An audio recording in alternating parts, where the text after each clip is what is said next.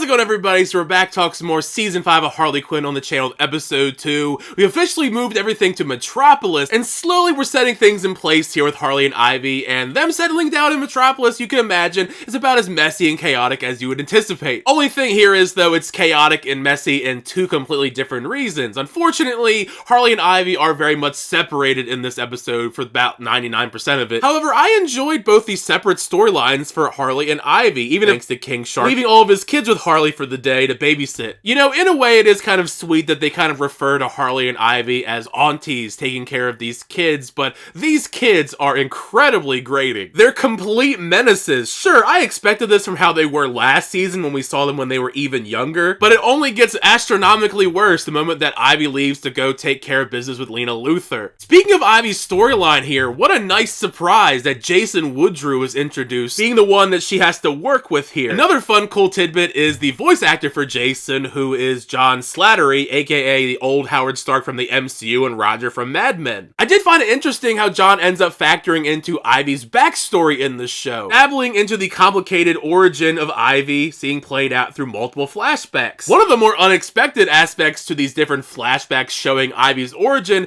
is it seems like some of the stuff is even lifted from the films, like Batman and Robin especially. Definitely not the movie I was anticipating getting any sort of references in 2025. The history between Jason and Ivy is a tad awkward, finding out that Ivy and him had this sort of secret relationship while she was a student and he was her professor. It's not illegal per se, but it's definitely gross and unprofessional. Surprisingly, that isn't really the worst part of it all. Now, I am kind of a sucker for these sort of things, but I found it to be so adorable when we got to see baby Frank, when Ivy shows Jason that she's been creating him. As you would expect, this revelation is what leads to their inevitable downfall between one another, because of course Jason wants to take credit for Frank and throw Ivy under the bus for it, to advance his career to the point that he tries to kill Ivy by throwing her into the chemicals and locking the door behind him. Thus, that is the origin for Ivy in this universe. She survives this ordeal by injecting herself with those chemicals she was injecting Frank with, and also in turn, besides her surviving and gaining these plant powers, of course, that's why she turned green. Going back to Harley's storyline though, as I alluded to earlier, I mean, she is going through it with these damn shark children. It's actually kind of insane, the pure destructive power of all these kids tearing apart their condo. Thankfully, for her own sake and the condo's sake, she gets them out of their house and goes to this very nice, fancy, elaborate birthday party. A birthday party that ironically does have some familiar faces for this universe, because this birthday party is actually Goldilocks' birthday party, and of course in tow is Bane. If you're wondering what all of this stuff is about between Goldilocks and Bane, I would recommend watching Kite Man Hell Yeah. I was one of the 5 people that watched that show. To give a sort of Cliff Notes version of events, Bane basically ends up taking care of Goldilocks in that show, and that's why they're together as a sort of family. One detail I was kind of perplexed by that you'll see play out later on into the season as well is Sean. Out of all the different King Shark kids,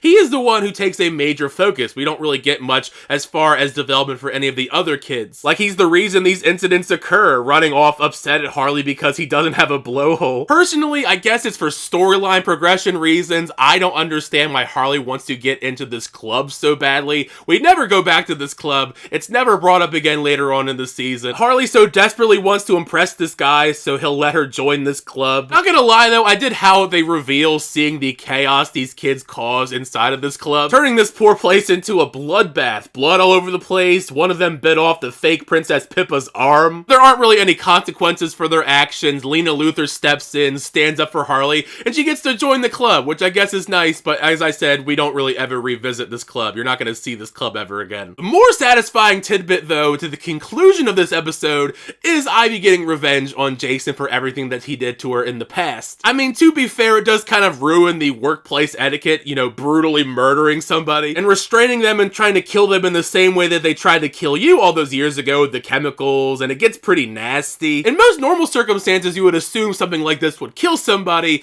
but if you know the character in the comic books, you have an idea on the ending where it's going to lead, because we do get a tease at the end of the episode that he actually survived all this and turned into a sort of creature. Something that we'll see touched on a little bit further in the oncoming episodes. So make sure you share your thoughts down below. What do you think of this episode of Harley Quinn Season 5? Did you like the episode? Did you not like the episode? Show your thoughts down below, and if you have any theories where we're going to go in episode 3 and beyond. Thank you guys, as always, for checking out the videos. I always do appreciate it. Make sure you like on the video and also subscribe to the channel so you update reviews, reactions, unboxing, things and more. But next time, I'll see you guys later.